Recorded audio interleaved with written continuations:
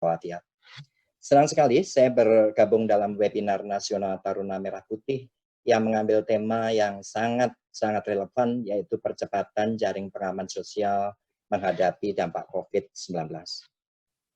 Seperti kita ketahui, pandemi COVID-19 ini membawa dampak yang luar biasa buruknya. Telah menciptakan efek domino yang tadinya dari masalah kesehatan sekarang berubah menjadi masalah sosial dan ekonomi. Dan seperti disampaikan oleh Mbak Restu Hapsari tadi, dampak COVID ini menghantam seluruh lapisan masyarakat, mulai dari tingkat rumah tangga, UMKM, sampai dengan korporasi. Hanya untuk mengetahui seberapa besar dampak COVID ini nanti, kita bisa lihat prediksi terbaru dari IMF yang menyatakan bahwa pertumbuhan ekonomi global pada tahun 2020 ini akan mengalami kontraksi sampai dengan 4,9%. Dengan catatan ini menjadi terburuk sejak depresi besar 1930. Jadi untuk menghadapi COVID ini banyak sekali negara yang menerapkan berbagai kebijakan, tetapi intinya sama, bahwa yang pertama, pemerintah akan memprioritaskan kesehatan masyarakat dengan menerapkan berbagai policy seperti lockdown, PSBB, dan sebagainya untuk mencegah penyebaran COVID-19. Tetapi di sisi lain, pemerintah harus berupaya agar ekonomi tetap berjalan. Dan untuk menjaga keseimbangan antara kesehatan dan ekonomi ini tidaklah mudah. Karena itu dalam presentasi ini saya akan menyampaikan yang pertama, bagaimana COVID-19 ini. Satu hal yang akan mempengaruhi denyut ekonomi kita adalah aktivitas penduduk.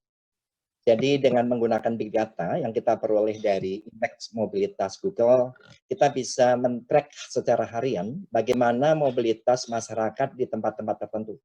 Kita lihat sejak WFH diterapkan, aktivitas masyarakat di tempat perdagangan retail menjadi negatif, kemudian di tempat transit seperti airport, terminal bus dan sebagainya juga negatif, demikian juga di taman. Tetapi ketika WFO mulai dibuka secara perlahan, kegiatan yang mulai kembali mendekati normal hanyalah tempat belanja kebutuhan sehari-hari, pasar. Bahkan 3 hari sebelum Lebaran, masyarakat sudah melakukan kegiatan itu seperti normal, sekarang mulai menuju. Intinya dari sini kita bisa melihat bahwa kita butuh waktu untuk kembali ke normal.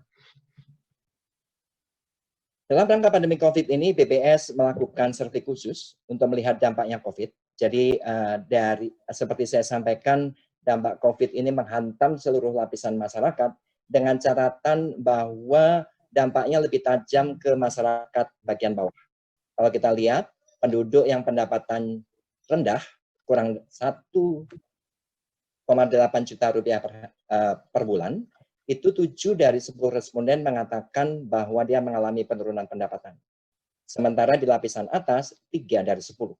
Karena pendapatannya menurun, menyebabkan pola pengeluarannya berubah. Kita lihat, pengeluaran untuk makanan naik, pengeluaran untuk kesehatan naik, tetapi di sisi lain, pengeluaran untuk transportasi umum dan BPN menjadi turun karena adanya WFH. Pemerintah pertama kali mengumumkan kasus COVID pada awal Maret 2020. Tetapi kalau kita lihat sebetulnya dampaknya ke pariwisata itu sudah sejak Februari 2020. Jadi kalau kita lihat jumlah kunjungan wisman ke Indonesia pada bulan Maret itu turunnya sudah tajam sekali. Pada Februari saja sudah 29%.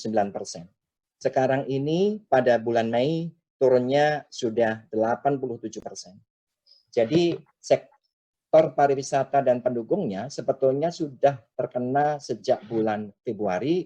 Kita bisa lihat bagaimana banyak hotel yang tutup, kemudian terdampak juga untuk industri ekonomi kreatif, perdagangan, dan sebagainya. Dan kita bisa lihat sebetulnya sejak bulan Februari, tingkat pengangguran terbuka di beberapa provinsi destinasi pariwisata, seperti di Jogja, kemudian di Banten, itu sudah menunjukkan peningkatan. Jadi yang penting di sini adalah dampak COVID ke pariwisata dan sektor pendukungnya sudah mulai di bulan Februari. Kemudian di bulan Maret, ketika BPS menghitung kemiskinan, jadi ini adalah kemiskinan makro, memang di sana ada kenaikan kemiskinan dari bulan Maret 2019. Kalau pada bulan Maret 2019 itu jumlah penduduk miskinnya 25,14 juta, pada bulan Maret 2020 ini naik 1,28 juta dari posisi Maret, sehingga jumlahnya menjadi 24,42 juta. Nah, ini adalah tambahan orang miskin yang terkena dampak COVID-19 karena adanya PHK, kemudian kehilangan pekerjaan menyebabkan ada tambahan orang miskin, dengan catatan bahwa tambahan orang miskin di kota itu jauh lebih banyak dibandingkan di desa. Misalnya penduduk miskin di kota itu naik 0,82%, sementara di desa 0,22%. Jadi COVID menghantam lapisan bawah lebih tajam dan dampaknya ke kota juga jauh lebih tajam. Karena di sana banyak sektor informal. Tadi Pak Sekjen Kemensos sudah menyampaikan bahwa pemerintah sangat-sangat memahami persoalan ini, karena itu dilakukan realokasi anggaran dan efisiensi, sehingga sudah disediakan dana sebesar 695,2 triliun, yang di sana akan diarahkan untuk 4 kegiatan, yaitu di bidang kesehatan, kemudian jaring pengaman sosial, dan juga stimulus untuk UMKM yang terkena pemutusan hubungan kerja. Ini nanti akan dilanjutkan di dalam tahun 2021, di mana Bappenas sudah membuat rencana kerja pemerintah tahun 2021 dengan tema mempercepat pemulihan ekonomi dan reformasi sosial. Apa yang kita hadapi sekarang? Tadi sudah disampaikan bahwa DTKS itu terakhir kali BPS mengumpulkannya adalah pada tahun 2015. Jadi dulu BPS mengumpulkan data by name by address terakhir 2015.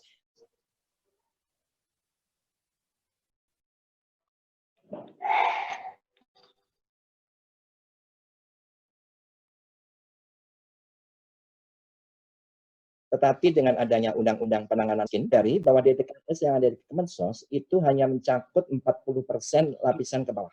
Padahal COVID ini dia menghantam juga di atasnya, sehingga banyak penduduk miskin baru yang tidak ada di DTKS. Dan ini menjadi sebuah persoalan di lapangan. Karena pada waktu COVID-19 kita tidak bisa turun ke lapangan untuk mencek apakah masukan dari daerah itu betul. Tetapi belajar dari persoalan yang ada sekarang, nanti di tahun 2021, GTKS ini akan disempurnakan oleh Kemensos. Memang selama ini Kemensos melakukannya bertahap, dan seluruh komponen nanti akan mendukung, mulai dari BPS, dari TNP2K, dari Kemenkyu, semuanya akan mendukung ke sana, tapi roadmap-nya dibuat oleh Kemensos. Dan di dalam pemutakhiran data kemiskinan nanti yang tahun 2021, itu skopnya akan diperluas, yang tadinya 40%, kemudian dinaikkan 60%. Satu lagi, saat ini Bappenas sedang menyempurnakan reformasi sistem perlindungan sosial, di mana sistem perlindungan sosial ini nanti akan mencakup sejak bayi lahir sampai dengan manula. Jadi skema yang dibikin sudah sangat komplit, tentunya kita harapkan nanti ini akan berjalan dengan mulus. Jadi menjawab pertanyaan Mbak Restu Hapsari, kembali bahwa di TKS sekarang ini tugasnya dari Kemensos, karena BPS tidak boleh mengeluarkan data by name by address sesuai dengan Undang-Undang Nomor 13. Tetapi BPS tetap akan membantu Kemensos kalau memang diperlukan, misalnya dari penyempurnaan metodologi, kuesioner, dan sebagainya. Kemudian menjawab pertanyaan Pak Marwara Sirait, kenapa tidak dilakukan tahun 2020? Perlu saya sampaikan bahwa sekarang ini masyarakat agak resisten untuk menerima petugas-petugas survei, karena mereka juga menyadari untuk jaga jarak dan sebagainya. Sehingga dalam hal ini misalnya BPS menggunakan big data, menggunakan tidak hanya untuk mengupdate seluruh Indonesia secara total di 514 kabupaten perlu persiapan yang lebih matang. Kemarin kita sudah duduk dengan Pak Kemensos, misalnya apakah perlu ada variabel-variabel tambahan yang mungkin pada tahun 2015 yang lalu mungkin tidak cukup.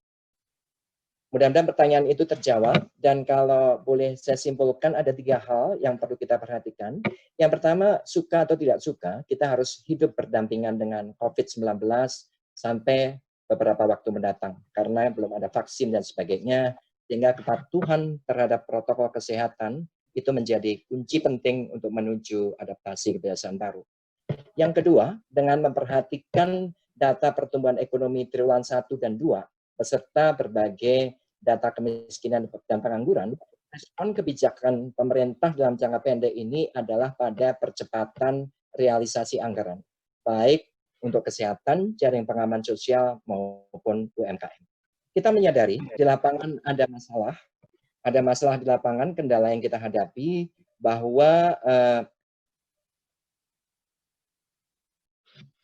ada persoalan administrasi yang agak ruwet, yang nanti perlu disederhanakan, dan perlu ada peningkatan koordinasi antara pusat dan daerah yang segera perlu dipecahkan. Demikian para yang bisa saya sampaikan, mudah-mudahan menjawab. Nanti kalau ada pertanyaan lebih lanjut, saya siap menjelaskan. Terima kasih. Wassalamualaikum warahmatullahi wabarakatuh.